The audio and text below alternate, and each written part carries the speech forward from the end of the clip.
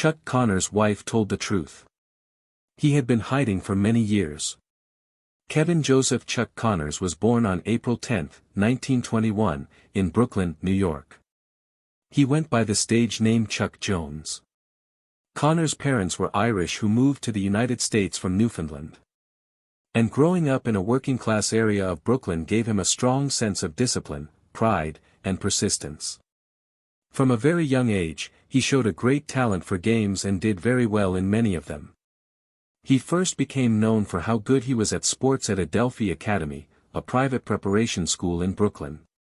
After high school, he got a grant to go to Seton Hall University in New Jersey, where he continued to do well as a basketball and baseball player. Connor was 6 feet 6 inches tall and very athletic, which made him a fit for professional sports. He played professional basketball for a short time with the Boston Celtics in the Basketball Association of America, which was the precursor to the NBA. He was one of the first players to break the idea that men couldn't work in other fields. He also played first base for the Brooklyn Dodgers and the Chicago Cubs in Major League Baseball. He is one of only a few players in history to have played in both the NBA and Major League Baseball. Even though he only played professional sports for a short time, it gave him the tough, competitive edge that he would later bring to his acting parts. It was a happy accident that Connor went from playing sports to acting. After he stopped playing professional sports, he went to Hollywood, where casting agents were drawn to his rugged good looks, commanding personality, and natural charm. In 1952, he had his first major part in the classic movie Pat and Mike, which starred Spencer Tracy and Katharine Hepburn. A few years later, he made his big break with roles in Old Yeller, 1957, in which he played the sad dog's owner, and South Sea Woman, 1953, in which he played a Marine alongside Burt Lancaster. But it wasn't until 1958 that Connors got the part of Lucas McCain in the groundbreaking ABC Western series The Rifleman. This role would define his career and make him famous forever in the history of television. From 1958 to 1963, the show ran for 5 years. Connors played a widowed Civil War soldier raising his young son Mark, who was played by Johnny Crawford, in the frontier town of North Fork, New Mexico. The show stood out not only for its action-packed scenes and strong morals, but also for showing a loving, moral father-son relationship, which wasn't common on TV at the time. Connors gave Lucas McCain a unique mix of strength and sensitivity that made him both a fierce guardian and a gentle teacher. The way he played the part touched people all over America and helped make The Rifleman one of the most beloved westerns of all time. He got praise from critics, a lot of loyal fans, and a spot in the Western Performers Hall of Fame for the part. The Rifleman was a big hit right away. In 1958 and 1959, it ranked number 1 and 4th in the Nielsen ratings, 3 westerns ahead of it. There Will Be Gunsmoke, Wagon Train, and Have Gun Will Travel. The Rifleman had high Nielsen ratings until its last season in 1962 to 1963. That season, it aired at the same time as Lucille Ball's highly rated return to TV on The Lucy Show, and Nielsen ratings started to drop. After 5 seasons and 168 episodes, the show ended in 1963. People will always remember Connors for the part of the Rifleman, but he had a lot more roles in his acting career than that. He was in a lot of different movies and TV shows over the next 30 years, showing how versatile and broad he was.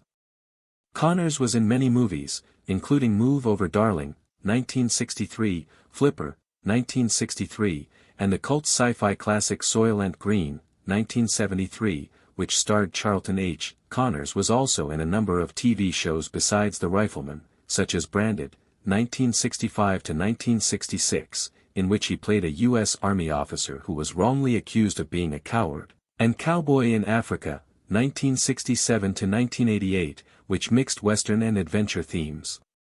He was great for these roles because he was a strong, independent person with a strong moral compass. He also gave every character he played depth and humanity. In 1983, he joined Sam Elliott, Sybil Shepherd, Ken Curtis, and Noah Berry Jr. in the NBC thriller The Yellow Rose, which had an all-star cast. Even though it didn't last long, the show told an interesting story about a modern Texas farming family that is trying to hold on to their traditions while times are changing. Connors' appearance gave the show more depth and weight. His strong screen personality went well with the big ranches and sad family dramas that were often the background. After only 2 years, in 1985, Connors returned to prime time with a memorable guest star part on the ABC crime drama Spencer for Hire, which was based on the popular detective books by Robert B. Parker. He played the mysterious and powerful King Powers in the pilot episode, and the part was so well received that it became a recurring one in the show. Robert Urich played the smart, tough private investigator Spencer with A.S. like the poet, and Avery Brooks played Hawk, Spencer's scary ally. The show quickly gained fans who stuck with it. The way Connor played Powers gave the gritty Boston setting an extra layer of danger and sophistication, adding to his reputation for playing complicated leaders. When Connors co-starred in the cult favorite Fox horror show Werewolf in 1987, she went in a darker direction. He played Jano Scorzani, a creepy and dangerous drifter who keeps a scary secret. By using his huge frame and intense voice, Connors reflected the scary menace of his character, drawing in audiences and expanding his range into the supernatural genre. The next year, in 1988, he made another exciting guest visit. This time on Paradise, a Western show on CBS. In the episode, Connors played Gideon, a figure whose presence caused trouble and suspicion in a town whose police chief was played by Lee Horsley's gunslinger-turned-lawman. Connor was great at slipping into different worlds and times, whether he was on a modern ranch, the streets of Boston, or the dusty roads of the Old West. This part, like many others in his career, showed this skill. During his long life, Chuck Connors got married 3 times. Each marriage was affected by a different part of his work as an actor and professional athlete. His relationships often started because of his work, either on the baseball field or on the movie set. They showed how fast-paced and often rough life can be for people in the public eye. Connor got married to Elizabeth Jane Reddell Connors for the first time. Connor was playing baseball in the lower leagues when they met. They became interested in each other and started dating while Connor kept playing baseball. Elizabeth, Connor's devoted fan and later his supportive wife, became an important figure in his early life. She was by his side as he moved from a bright baseball and basketball career to the world of Hollywood. They got married on October 1, 1948, while Connors was still getting used to being a professional player. During the time they were married, he played baseball in Major League Baseball for teams like the Brooklyn Dodgers and the Chicago Cubs. He also played basketball professionally for a short time with the Boston Celtics. During this time, they had 4 sons, Michael, Jeffrey, Stephen, and Kevin. Connors was a dedicated father, even though his job was busy and he missed a lot of time with his kids because of shooting and travel. The stress of fame and the difficulties of raising a family while their Hollywood career grew, however, finally put a strain on their marriage. After some time, they broke up, but Connors kept in touch with his boys all his life. It was more than 10 years after his first marriage, and Connor was at the height of his fame as an actor. He married Indian-born actress Camilla Devi in 1963. They had met the year before on the set of the Western Geronimo, 1962. Connors played the legendary Apache leader in the movie, and Kamala Devi played a major Native American part. Their chemistry on screen led to a real-life relationship, and they got married soon after the movie came out. At the time, their relationship was unique because they were both black, which wasn't usual in the 1960s. But Connors didn't care what other people thought, she was proud of her marriage. After they got married, they worked together on a number of TV shows. Connors played a dishonored Army officer named Jason McCord on the NBC show Branded from 1965 to 1966. Kamala was a guest on the show more than once. They were also in the TV movie Broken Saber and the action show Cowboy in Africa from 1967 to 1968. In those shows, Connors played a rancher working on a game preserve in Kenya, and Kamala played his assistant and love interest. Even though they worked well together and were both in movies together, the marriage started to fall apart in the early 1970s. Connors and Devi split up in 1973, after being together for 10 years. It was said that they parted ways on good terms, and Kamala Devi later spoke highly of her time with Connors, recognizing the closeness they had felt on and off camera. The actress Faith Quabius was his third and last wife. They met while working on the future science fiction movie Soylent Green in 1973. That movie is now known as a cult favorite. Connors played bodyguard Tab Fielding in the movie, and Quabius played a supporting part. They got to know each other better away from the busy Hollywood limelight while they were working together, and at first, their relationship grew slowly. They got married in 1977, a few years after they met for the first time. At that time, Connors had mostly stopped playing lead parts, but she was still working steadily in TV shows and made-for-TV movies. Being married to Quabius didn't last long. They split up in 1979, after only 2 years of marriage. The full reasons for their breakup were never made public, but they went their different ways without any public or legal trouble. After some time, Quabius stopped acting, but Connors kept appearing in movies and on TV through the 1980s and early 1990s. Even though he had been divorced 3 times, Chuck Connors was known as a trustworthy friend and parent. His kids, especially his son Jeffrey, who would sometimes go with him to public events, were still very important to him. Connors' relationships often changed along with the stages of his personal and professional growth. Each wife had something to do with a different part of his work, from sports to TV westerns to science fiction movies. All of his marriages were important and had an impact on his life, even though none of them lasted forever. Both on and off the screen. Huge actor Chuck Connors, who was best known for his iconic part as Lucas McCain in The Rifleman, ended his life and career in a way that was both sad and kept secret. Many people admired his strong screen presence and rough charm, but few knew that behind his tough exterior was a man who was going through a very personal battle that he kept hidden from everyone, even his closest friends and family. He didn't fail professionally or be involved in a scandal that brought him down. Instead, it was a sad secret he kept until the end, which cost him both his health and the woman he loved. Chuck Connors had been famous for a long time. From his early days as a competitive athlete to the height of his fame in Hollywood, he was seen as a manly, strong, and tough figure. Over time, though, his once bustling career started to fade, and he stayed out of the public eye more and more.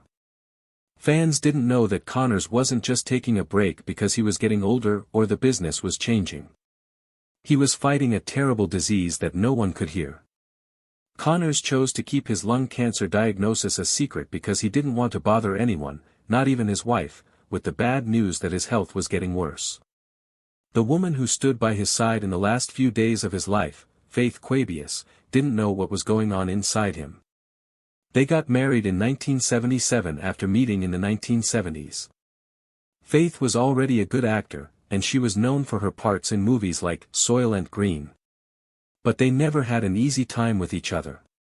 Even though they had times of strong connection and warmth, their marriage was marked by distance and emotional chaos, which Faith found hard to understand at the time.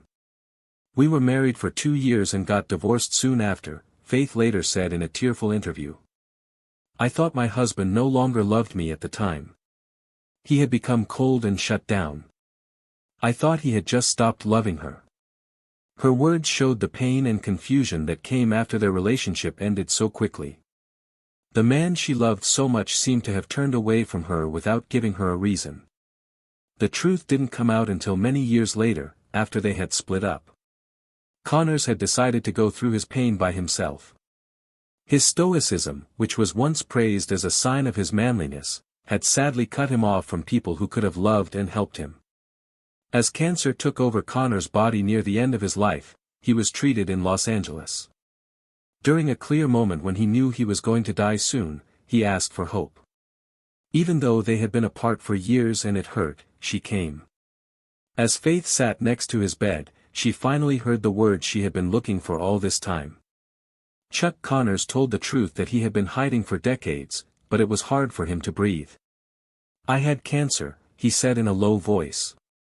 Even back then, when we were still together, Faith was shocked and in tears when he realized how much he had been through in quiet. He meant to keep her from having to watch him suffer, but instead he caused her a lot of pain and took away time they could have spent together loving and understanding each other. The last thing I learned was both sad and saving. It changed how their failed marriage looked, not because they didn't care about or were emotionally unavailable, but because the man was too proud to ask for help. Soon after, on November 10, 1992, at the age of 70, Chuck Connors, an American actor and former professional athlete, died on November 10, 1992, after a long battle with lung cancer. He was best known for his iconic part as Lucas McCain in the popular TV show The Rifleman. He died at Cedars-Sinai Medical Center in Los Angeles, California. It is one of the best hospitals in the country for treating cancer and providing the highest level of care. In the last few months of his life, Connors' health was getting worse, and the effects of the disease were becoming more clear. This was especially true since he had smoked all his life, which made his illness worse. His death marked the end of a long and varied career that included sports and entertainment. It made generations of fans sad because they had loved his rough screen presence and powerful performances for decades. The late Connors was 71 years old when he died. He left a legacy that went far beyond Hollywood. He also broke new ground in professional sports. Before becoming an actor, he played baseball in Major League Baseball for the Brooklyn Dodgers and the Chicago Cubs and basketball for the Boston Celtics. Because he had two jobs at the same time, he was a unique figure in American society. His life story showed the toughness, ambition, and flexibility of the post-war American dream. Many people in the showbiz and sports worlds were saddened by Connors' death.